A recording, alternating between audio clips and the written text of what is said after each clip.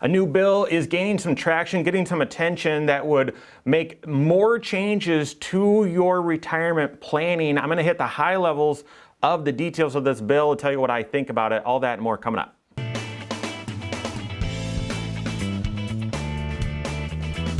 My name is Mike Bernard. I am the host of the Wise Money Show. I'm also one of the certified financial planners right here at Korhorn Financial Group. Make sure you hit that subscribe button, turn on notifications, and smash that thumbs up button.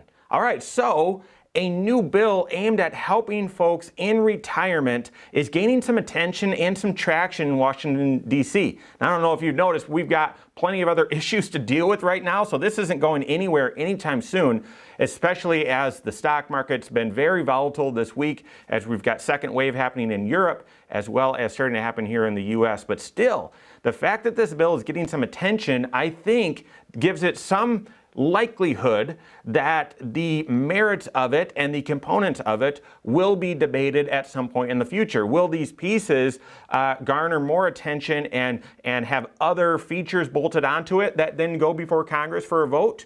Or will some of the features sort of break up and attach themselves to other bills and go for a vote? I don't know, but I like them.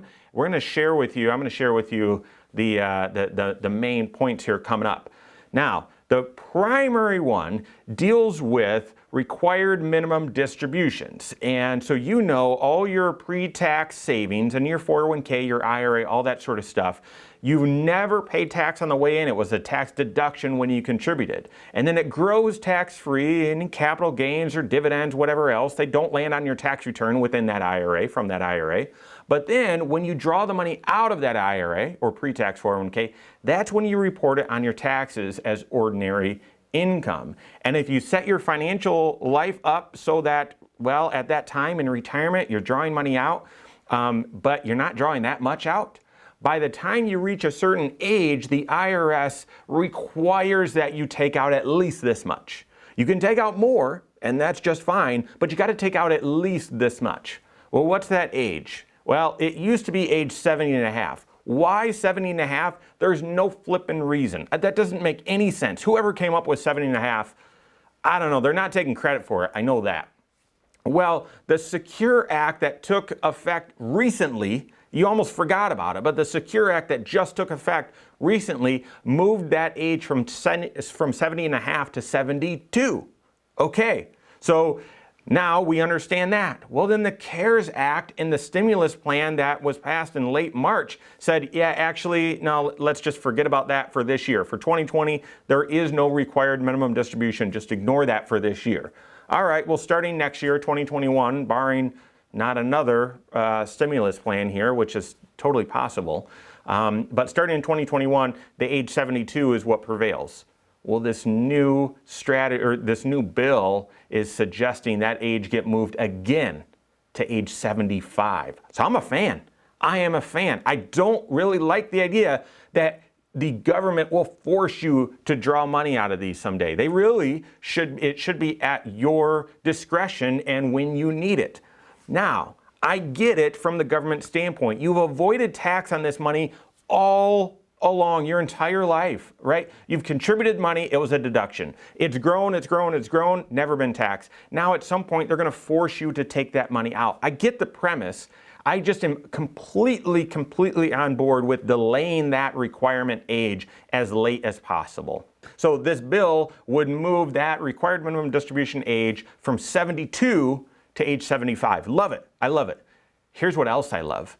Within this proposal, within this bill, it would actually remove required minimum distributions from accounts that are less than $100,000. I love that. Now, I'm not sure exactly how they would piece that out, because if you have 500,000 in IRAs, does that just mean you can, separate and put 100,000 in each of 5 different IRAs and you're good? I doubt it. I'm pretty sure that's not how the language is written.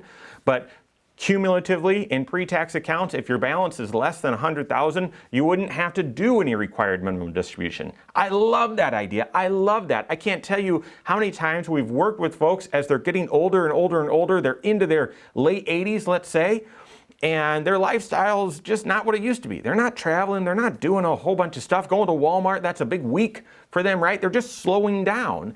and therefore they don't spend as much money.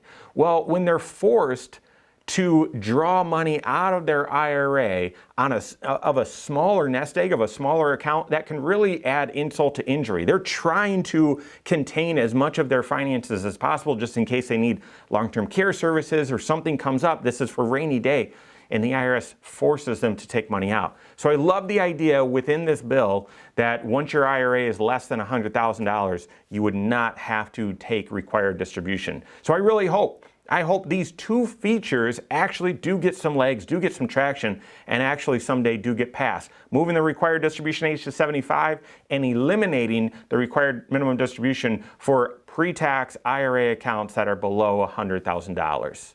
Now, looking here at this article, there's a few more things that the bill would propose. Number one, auto enrollment and auto increase for all 401ks, 403bs, and simple IRAs. Most 401ks have auto enrollment features starting at 5%, increasing at 1% until you get to 10, right? But you don't see that a lot with 403bs, and you never see it with simples.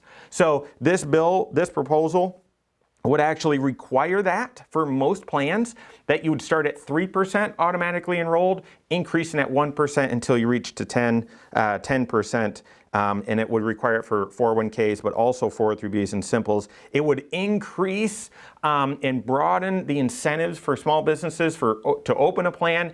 It would make available 403bs to do multi-employer plans like they've done with 401ks. You wonder, well, what is that? That just makes the cost of having a plan available to your employees, makes it cheaper because you can spread it among multiple plans.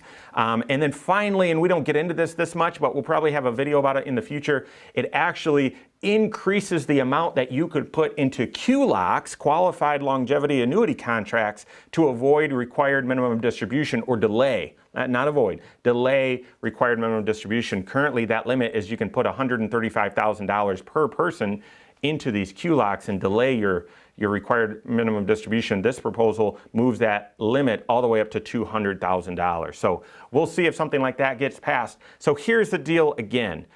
Right now, there's way too much chaos going on in the financial world for this thing to actually get legs. I mean, we've been kicking around stimulus for forever. We've got, I don't know if you've heard, but an enormous election next week. I said to a few of our other advisors today, by next Friday, a week from now, will we even know who the president is? I think there's a big doubt on that. I really do.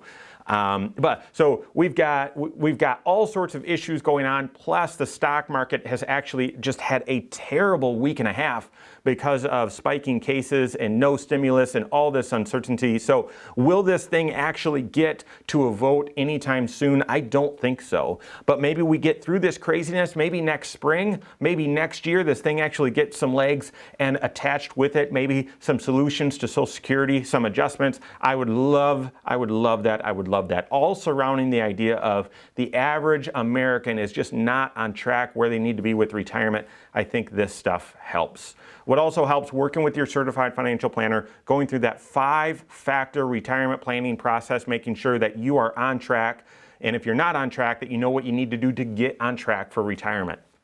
Work with your CFP on that. If you don't have one, you can always contact a member of our team. Find us online, korhorn.com. That's Korhorn with a K, or wisemoneyshow.com, or you can always shoot us an email, info@korhorn.com. All right, there you have it. Go out and take your next wise step in your financial life.